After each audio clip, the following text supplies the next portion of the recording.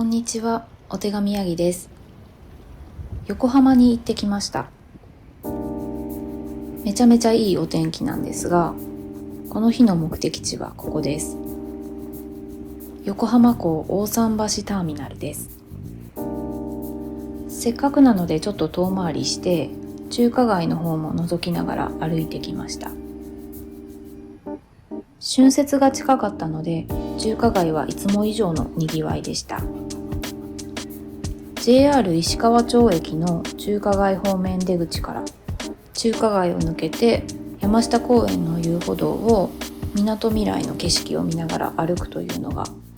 私のお気に入りの横浜散策コースです。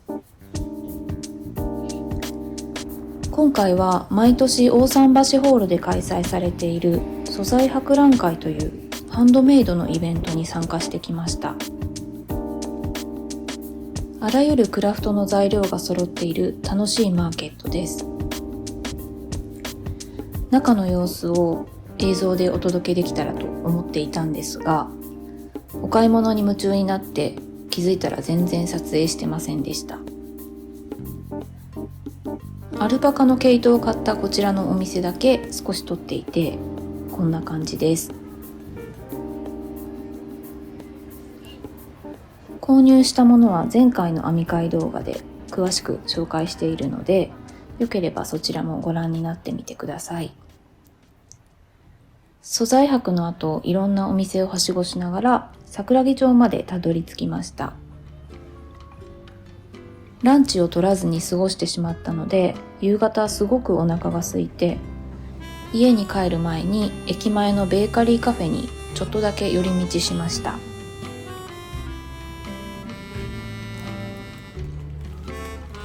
この日は持っていくのにちょうどいい編みかけがなくて、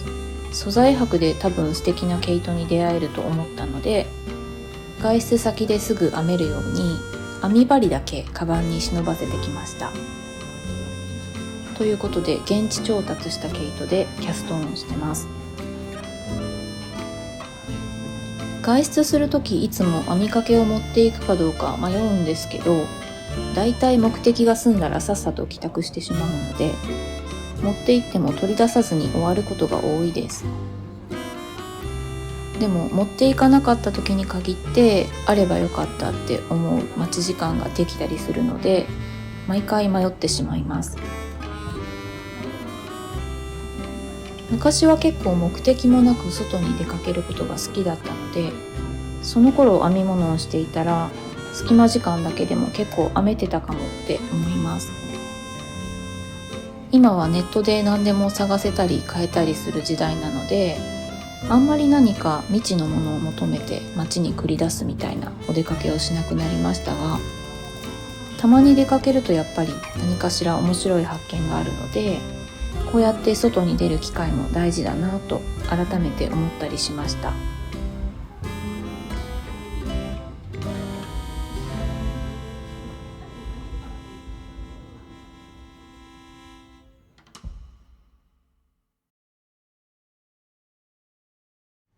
雪の予報でしたが、用事があって外出しています。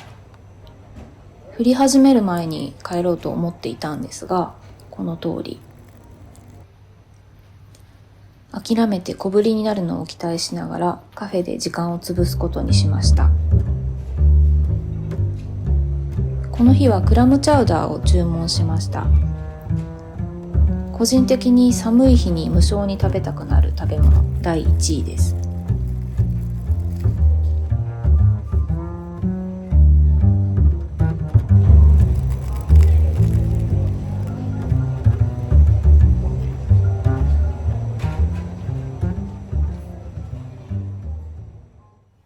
こんな日に季節外れですが、コットンのソックヤーンを持ってきました。しかもキューバという南国の名前がついた色です。この糸で編んだ靴下がすごく履き心地が良くて、洗い替えにもう一足欲しくて編み始めました。外で編み物をしている時に一度通りすがりの人に声をかけられたことがあります。その時に言われたことが今でもすごく印象に残っているんですけど、編み物をしている姿が見ていてとても癒されると言われました。自分が癒されるために編み物をしているっていう感覚しか今までなかったので、私が編み物をしている姿が自分以外の誰かの気持ちも和ませることができるんだっていう事実がすごく驚きで嬉しい出来事でした。私自身は今まで街で偶然編み物をしている人に出会ったことはないんですけど、もし出会ったら多分癒されるというよりかは海外で同郷の人に出会ったような気持ちになるんじゃないかなと想像しています。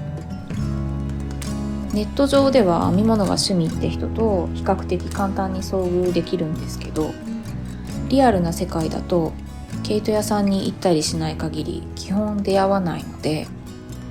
たまに本当に編み物してる人って存在してるのかなみたいな気分になる時があります。皆さんはどうでしょうか？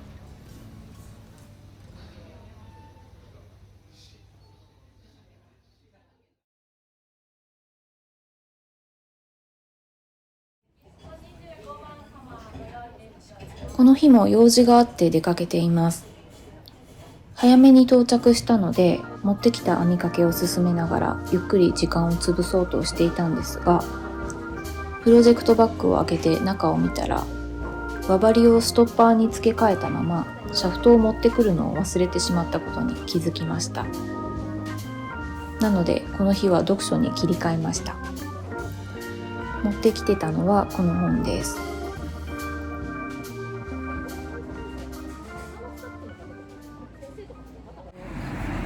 ちょっと一駅分散歩しようと思います。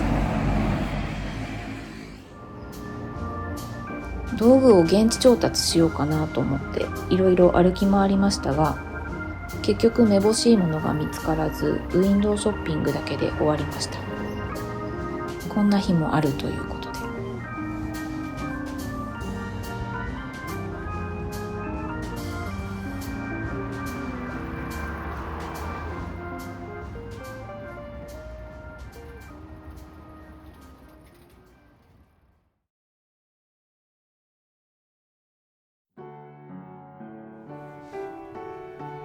この日は動画を撮影した後、編みかけの続きをのんびり進めています。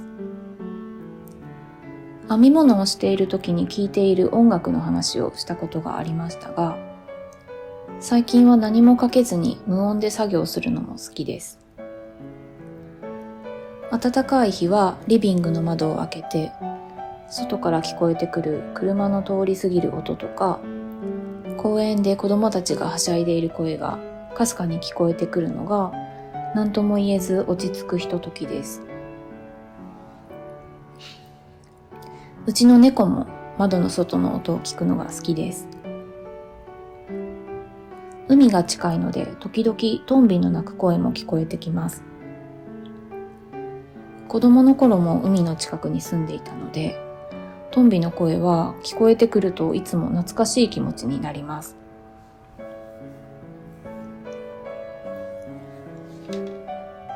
海にまつわる子供の頃の思い出で、海水浴シーズンになると沖合にいる船からスイカや桃が投げられて、それをみんなで泳いで取りに行くというゲームがあって、私はまだ2、3歳だったと思うので、自分では取りに行ってないんですけど、大人が取ってきてくれた桃を波打ち際でかじって美味しかったっていう記憶が楽しかった夏の思い出として残っています。今は環境問題とかあるし、このような牧歌的な催しはもう廃れてしまったんでしょうか。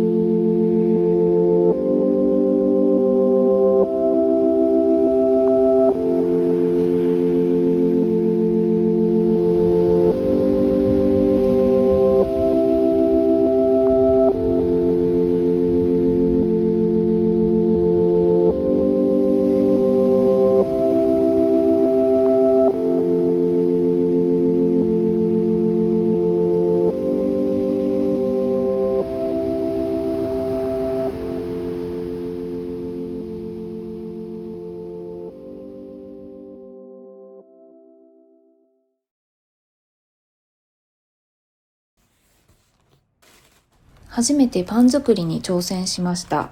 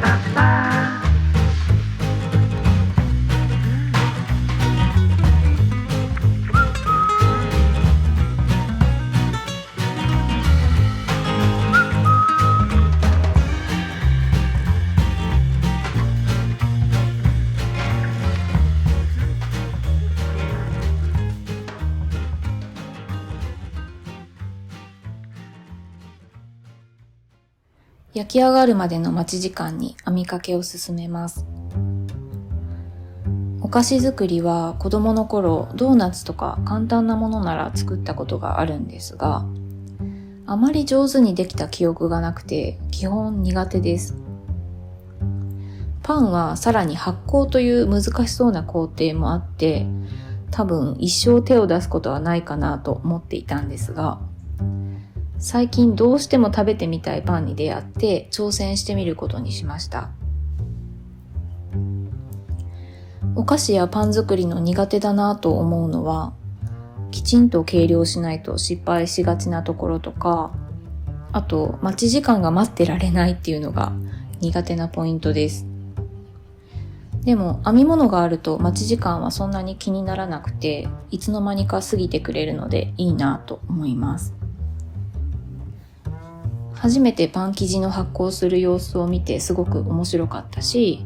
待っている間、部屋中に美味しい香りが漂って満たされた気持ちになりました。お菓子作りにハマる人の気持ちが少しわかりました。焼き上がったのでチョコペンで飾り付けをしました。イースターの日に食べるホットクロスバンズというパンを作りました。このパンについては次の編み替え動画のおやつとして少し詳しくご紹介しているので、よかったらそちらも見てみてください。ご視聴ありがとうございました。また次の動画でお会いしましょう。